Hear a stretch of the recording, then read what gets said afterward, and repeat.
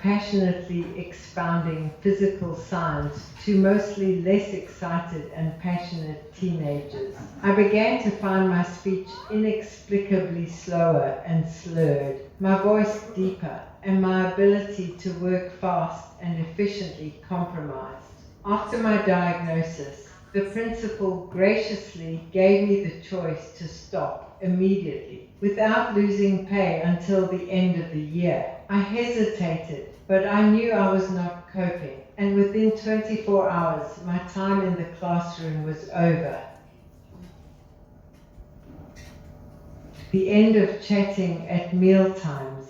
I noticed I regularly finished a meal after everybody else. Motor neuron disease has affected my speaking and eating. I can still eat most things, but some are more difficult than others and take longer. Conversations over mealtimes are close to impossible, so that puts pay to Ian and I having our daily catch-up over supper. And dinner dates with new friends and old have had to be modified considerably.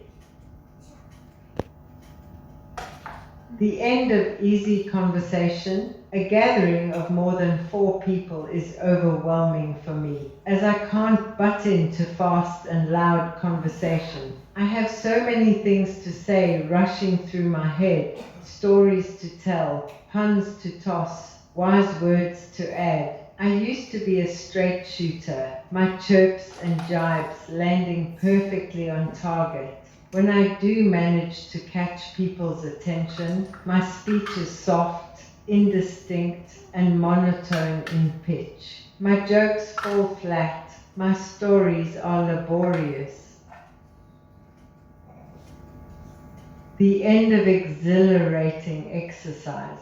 I am an active person who loves cycling and swimming, having done a few Cape Cycle tours and open water swims, but my strength in my arms and legs is waning. But the beginning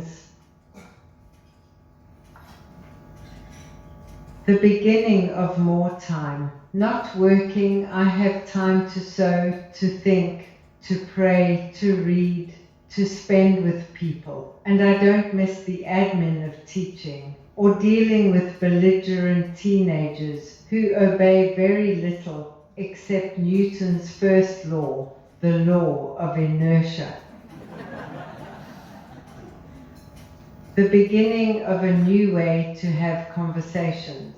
Interestingly, when I think about all the words I would have said if I could, I realize most of them are just plain unnecessary, to interrupt people and ask for clarity, instead of just waiting for them to finish, to correct my husband in some detail of what he says, instead of realizing it doesn't really make a difference to the point he is making.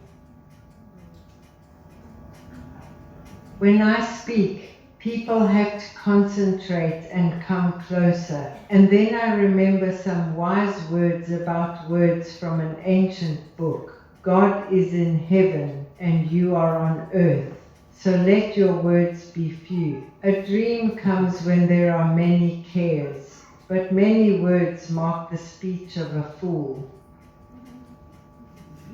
The beginning of a new era in our marriage. We are more tender and patient with each other these days. Our relationship fired by the passion of gratitude for every day we have together.